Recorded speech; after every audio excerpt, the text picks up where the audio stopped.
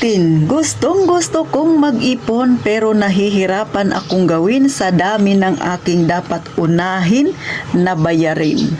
Totoo naman, marami talagang bayarin. Pero bayarin nga ba ang totoong dahilan kaya nahihirapan kang mag-ipon? Abay, kung gusto mong malaman ang kasagutan ni Ate Tintin, huwag ka nang mahiya. Mag-subscribe ka na sa Palawenyang Tindera at syempre, pakilike na rin ang aking video. I-click mo na rin yung notification bell na yan mga kasari para kung mag-upload si Ate Tintin, abay, isa ka sa unang makakapanood. At kung hindi ka busy, pakishare naman. At ito na, umpisahan na natin ang Real Talk at masaya nating chismis. Magandang araw mga kasari-sari, ito na naman si Ate Tintin at syempre for today's video pag-usapan natin ang ukol sa pag-iipon. Bakit nga ba tayo nahihirapang mag-ipon? Syempre maraming mga kadahilanan dyan. Number 1 na dyan, alam ko sasabihin ng iba, marami kasi akong bayarin Ate Tin, katulad ng tubig, ilaw, wifi, pamasahe, pagkain, kung ano-ano pa. Totoo naman talagang marami tayong bayarin mga kasari. Pero nalilimutan mong banggitin na kaya hindi ka nakakaipon, kay sige kang scroll up, scroll down dyan sa online na yan.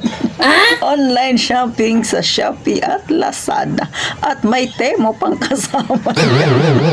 At kung ano-ano pang mga apps na pwede mong tingnan kapag ikaw ay gustong mag-online shopping. Totoo yan. Huwag kang mag-deny. Lalo na ikaw tindera ka.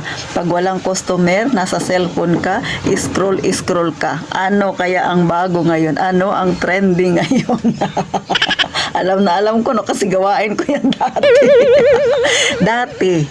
Di ba mga kasari? So, ngayon medyo naglihis na ako ng landas, mga kasari, naglihis, di ba? So, binago na niya titintin yung ugali. So, kagaya nyo rin ako, mga kasari. Gaya nga ng topic ko nung nakaraan, di ba? Sabi ko, muntik lumubog ang aking tindahan kasi nga, dyan nga yan, number 1 dyan sa scroll up, scroll down sa Shopee na yan, sa Lazada na yan mga kasari, no, sa online. Nag-iipon man ako pero kaunti. Pero sa totoo lang mga kasari, pansinin nyo, di ba, nung nagkaroon ng pandemic, COVID, hindi man yan uso-uso pa. Siguro nauso din siya pero kung iisipin niyo, hindi natin kailangan yung mga bagay na sobra-sobra na. Anong ibig sabihin ng sobra-sobra na? Bili ka ng mga bagay na meron ka naman na. Katulad ng damit. Ang dami-dami mo ng damit. Sige ka pa rin ka-order ng damit na puno na nga yung lagayan mo ng damit. Isa yan sa hindi ninyo nakikita mga kasari kung bakit hindi ka nakakapag-ipon. Sa totoo lang, no, halimbawa, ito, simpleng usapan lang. Kung sa isang buwan nakakailang order kayo sa Lazada, sabihin na natin mga 3 beses kayo nakakapag-online shopping. Baguhin natin. Sabihin natin, kung hindi mo talaga maiwasan mag-shopping, mag-start tayo na. Gawin na lang natin na 1 beses sa isang buwan na lang tayo may delivery. Next na buwan, try natin na wag mo nang magkaroon ng delivery. So, yung mga pera na yan na ibabayad sana natin sa mga item na ating sa shopping ay ilagay muna natin sa savings natin mga kasari. So, practicein natin. Alam ko mahirap gawin yung ganyang pag-uugali, yung disiplinahin mo yung sarili mo kasi hindi naman magic yan na matatanggal yan sa ugali mo. Aminado ako dyan. Kasi nga, ugali ko rin yan dati. Hindi yan basta-basta matatanggal mga kasari. Talaga naman totoo. Masarap mag-online shopping habang ikaw ay walang ginagawa. Di ba nakakatanggal ng stress, ng pagod, nakikita mo, ay ito mukhang bagay ito sa akin, yung mga tipong ganun. Tapos wala ka palagi kausap, lagi ka sa tindahan mo, nakatunganga ka dyan, di ba?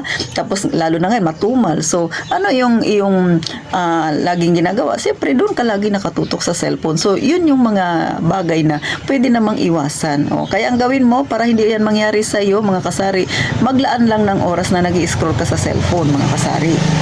Pero, kung hindi talaga kaya, ay uninstall mo na muna yung iyong app na yan mga kasari para maiwasan mo talaga. Pero nasa sa inyo naman yan, no? Disiplina lang yung kailangan. Kasi si Ate Tintin, hanggang ngayon, meron pa rin naman akong application na yan. Pero Lazada na lang, wala na akong Shopee. Isa na lang yung aking online shopping na meron ako na app mga kasari. And then, syempre, hindi ako madalas na nag-check para maiwasan ko na add to cart ng add to cart. Tapos mamaya-maya check out na. So nakakasira talaga yan ng budget mga kasari. So number 2 dyan, mga kasari, maliban yan sa pag-add to cart, no, kapag ikaw ay nagme-merienda, bawasan mo ng kaunti. Kung hindi mo talaga maalis yung pagmemeryenda. Kasi tayo mga Pilipino, no, ay mahilig talaga tayo sa pagkain. Kahit nga si Titintin, mahilig sa pagkain. Kita niyo naman yung katawan ko, di ba? Pero, i-less natin mga kasari. Halimbawa, kung ikaw ay nagmemeryenda ng medyo marami-rami sa alas 3 ng hapon, bawasan ng kaunti. So, ihulog mo sa iyong savings. Paunti-unti. Kasi aminado ako, no, mahirap talaga disiplinahin ang sarili natin. Lalo na kung nakasanayan mo. Pero, kung desidido kang makapag-ipon, walang excuse mga kasari. Pag gusto mo, may paraan. Kung ayaw mo, sangkatutak talaga ang iyong idadahilan. Pero, kung ikaw ay hirap na hirap pa rin talaga, gaya nga ng lagi kong sinasabi mga kasari, no, mag-umpisa ka sa pabarya-barya. Pa 20-20, 30 pesos. So, doon ka muna mag-start.